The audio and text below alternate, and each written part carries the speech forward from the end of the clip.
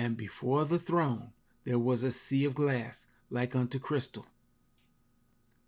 Isn't it interesting that God places the sea of glass in between the table and the lampstand? Clearly, the point is the promised path of victory for those that will sit at the Last Supper. The sea of glass refers to Moses parting the Red Sea after the occasion of the first Passover. The sea of glass is the plain of victory.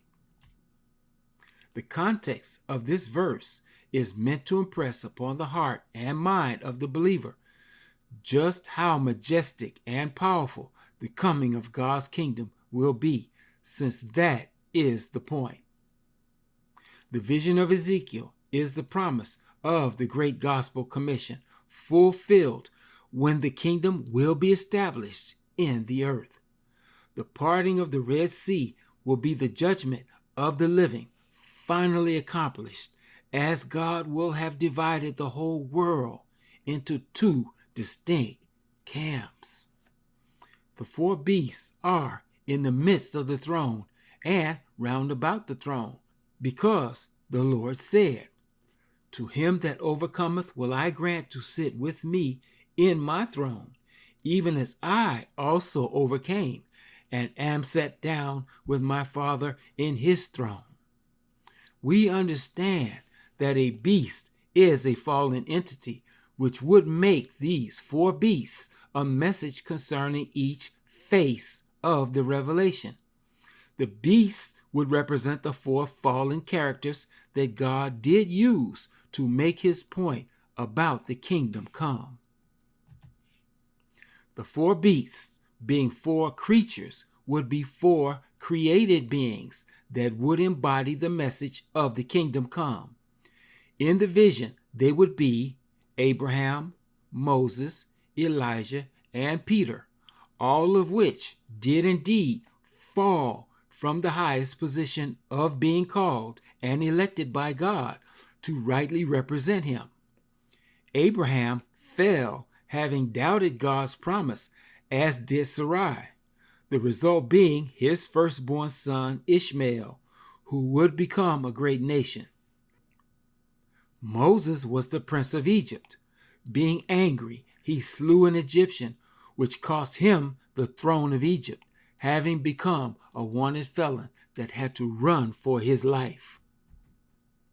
Elijah, having vindicated God on Mount Carmel, fled from the face of Jezebel in a moment of fear and cowardice.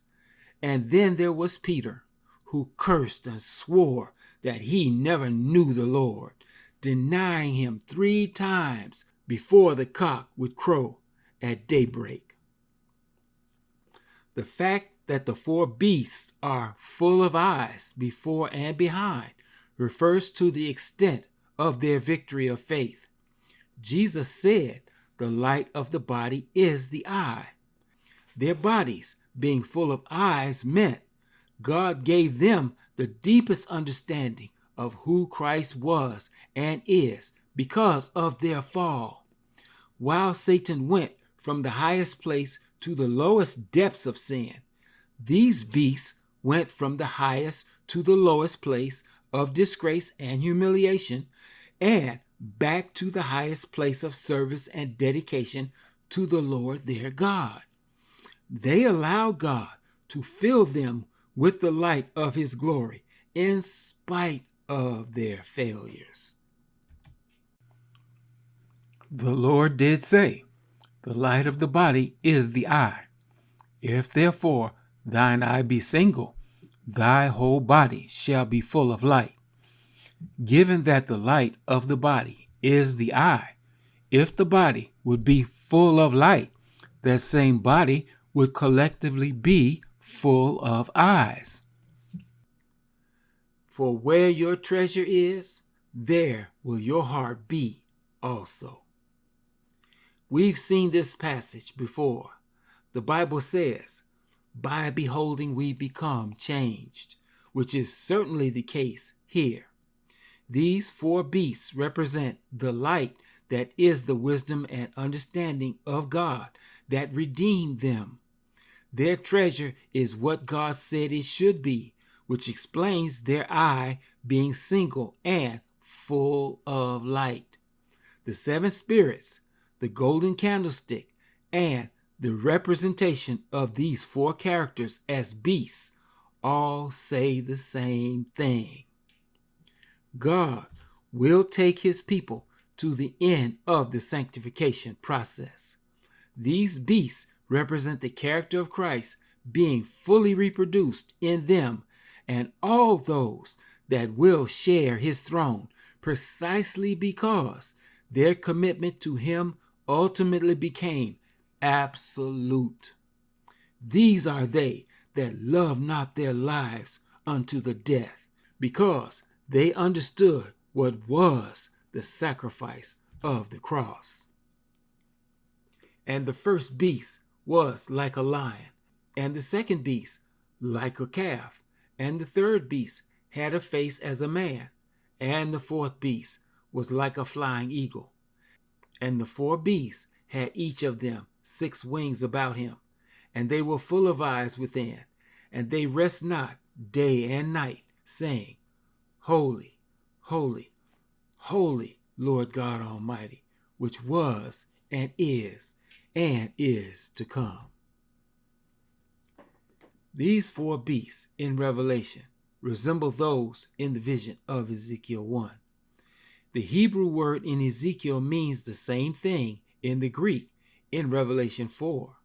However, what's also clear is that of the 4 living beings, all 4 are not identical to those in Ezekiel's vision.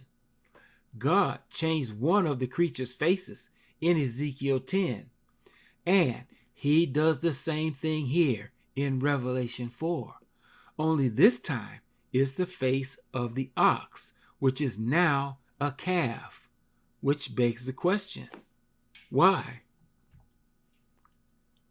And Abraham ran unto the herd, and fetched the calf tender and good, and gave it unto a young man, and he hasted to dress it. The sacrifice offered always represents the terms of a covenant agreement. In this case, it was God's promise that Sarai would have a son in her old age. The ox would represent Abraham, the obedient father. The calf, tender and young, would be the sacrificial son of promise that would be born in his old age. That was the point. The birth of the child always represents the beginning of the end and the ratification of the covenant. The ox is the symbol of obedience to the law, which makes the calf the child of the promise, which would be the face of the Messiah. It was no coincidence that the children of Israel bowed themselves down to the image of a golden calf. That idol used at that time when they just happened to be at the foot of the mountain of the covenant was no accident. Satan understood what the calf represented, and he used it to undermine the meaning and the significance of the occasion, knowing full well that Israel was being offered the highest and holiest of privileges. In Revelation 4, John sees the coming of God's kingdom. The 2 visions, the one in Ezekiel and the other in Revelation, are one and the same. The face of obedience would therefore change from that of the Messiah in Ezekiel to that of the church in Revelation 4. And the 4 beasts had each of them 6 wings about him. The 4 beasts with their 6 wings is a direct reference to the vision of Isaiah 6. In Isaiah, the seraphim are the covering cherubs that were first represented in Exodus as the angels that rested above the Ark of the Covenant. 6 always represents a full work week, which is most appropriate here. Angels are messengers and ministering spirits. Being the 2 angels that are the closest to God's throne. They are his most trusted servants. Their 6 wings therefore represent God's grace in the context of the end and the last days. Everything about them represents that concern, even to the point that they have no face or identity. They hide their feet, which is their final destination, and they go wherever the Spirit of the Lord sends them, which is precisely what Ezekiel says. From a previous study, we learned that there are 3 other revelations of the judgment. Each revelation involves a set of angels or messengers that concern that revelation. The first thing to notice is that each scene gets more detailed about God's judgment. Secondly, since the angels' wings represents God's grace, their wings would necessarily be concerned with the nature and the power of the message that they must convey, because they are full of eyes. In the tabernacle, the 2 wings would be God's grace that would reveal Christ as the law and the testimony, since the law was the book of Moses, while the testimony would be the 4 Gospels. In Ezekiel, the whirlwind concerns the kingdom of heaven. That revelation of Christ is represented as the 4 creatures with their 4 wings. 4 is the number of the revelation. Therefore, the creatures and their wings would represent the grace of God concerning his law, his grace, his gift of obedience, and his matchless life. In Isaiah 6, the number 6 is the work week at creation.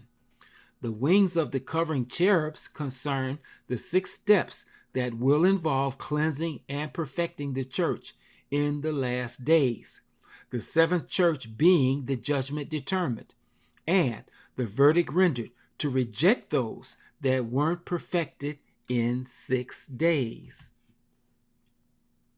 The beast rests not day and night, because the light of day will be that time when the message of God's redemption will shine brightest, while the night will be that time when the church will face the darkest night in history. The darkness of night will be what follows the day when Satan will respond to the gospel commission with his own counterfeit revival, as Daniel says in chapter 7. The messengers of God will not rest, because that won't happen until Christ will return and give everyone 1,000 years of rest from the curse of sin. The 24 elders fall down before him that sat on the throne, and worship him that liveth forever and ever, and cast their crowns before the throne. This passage is very comprehensive in scope, since the beasts represent those individuals in history that will be saved by the grace of God. That causes the 24 elders, who represent the redemption of the Old Testament, to fall down before him that sat on the throne. The 24 elders, being the faithful seed of both Passovers, are duly rewarded with the sign of the victory of their faith, which are their crowns. This passage indirectly confirms what Paul says in Hebrews 11, verses 39 and 40. In Hebrews 11, Paul explains why the 24 elders throw their crowns before the throne, which would be the table of showbread. Both the crowns and the table represent the fulfillment of the prophecy that will be the victory of faith. It only makes sense that the 24 would acknowledge how important that victory of faith will be. The point is, they understand what everyone else will have missed. The 24 elders acknowledge the fact that the creation act was for thy pleasure, as the creation narrative explains.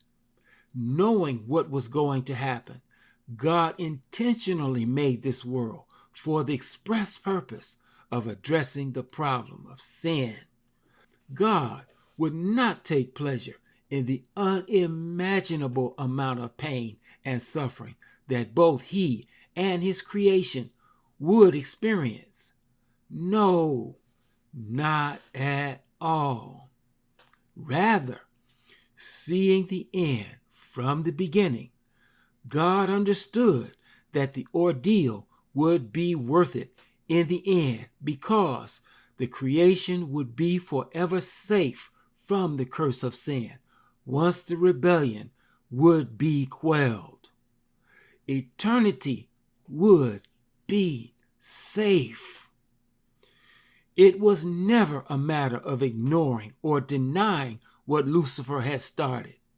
The issue would be how to forever resolve the matter so that everything and everyone would realize what a terrible mistake it would be to ever doubt or lose faith in who God is and what the will of God would be for his children.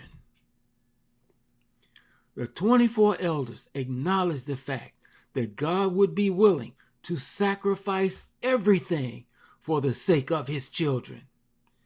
If God would have an open and loving relationship with his children, he would have to address the issue.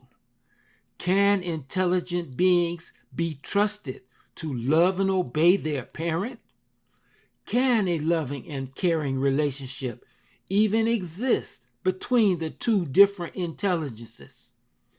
If it would be possible, God would have to make it perfectly clear that there can be no peace without having a perfect bond of trust and obedience to the laws of his existence.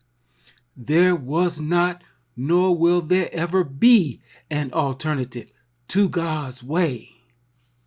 His way is the only way. Period. That is what the 24 elders are saying in verse 11. The Lord truly is worthy to receive glory, being an intelligent and enlightened expression of gratitude and appreciation for what God would be willing to endure for the sake of everything and everyone. For truly, he is worthy to be praised.